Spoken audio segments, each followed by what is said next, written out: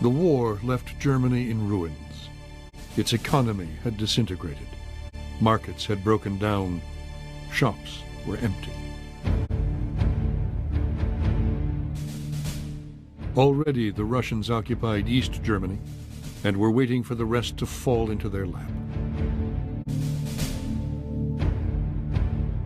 In the American and British occupation zones, raging hyperinflation had made the German currency worthless. In the winter of 1948, the Allies appointed as Director of Economic Affairs a rotund, cigar-chomping economist named Lودفيج Eirhard.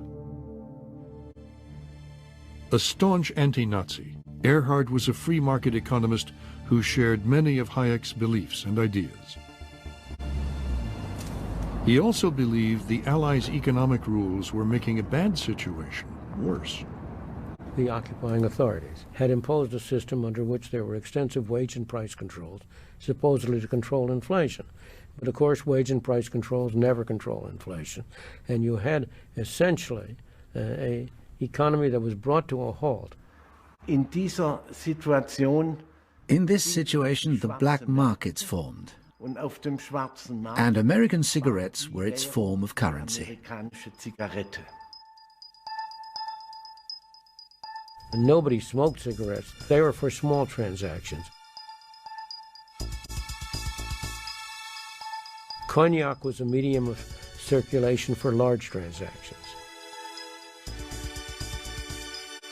The Allies introduced a new currency, the Deutschmark, to replace the worthless German money. But for Eirhard, that was not enough. So, without informing the Allies, Eirhard went on the radio and made a startling announcement.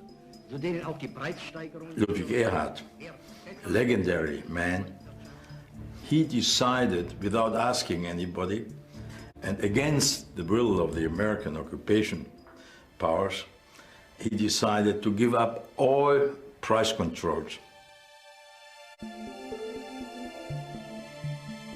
Next day, General Lucius Clay, the man in charge of occupied Germany, demanded to know what Eirhard thought he was doing.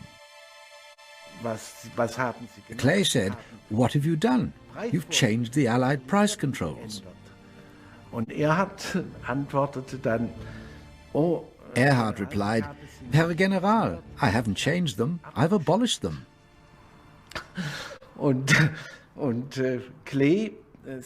And Clay said, "My advisors tell me it's a big mistake."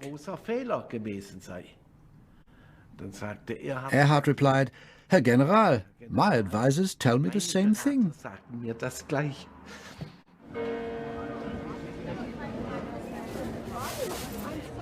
Overnight, the black market disappeared. People stopped hoarding, and goods not seen for 10 years went on sale. It started the markets working with free prices. Instead of nothing being in the windows of the shops, everything started to come up. And that began the German economic miracle. Germany's social market economy combined free markets with a strong welfare state. Within a few years, Germany's social market economy overtook Britain's more planned economy. But back then, nobody wanted to model themselves on Germany. Most countries preferred to plan their economies.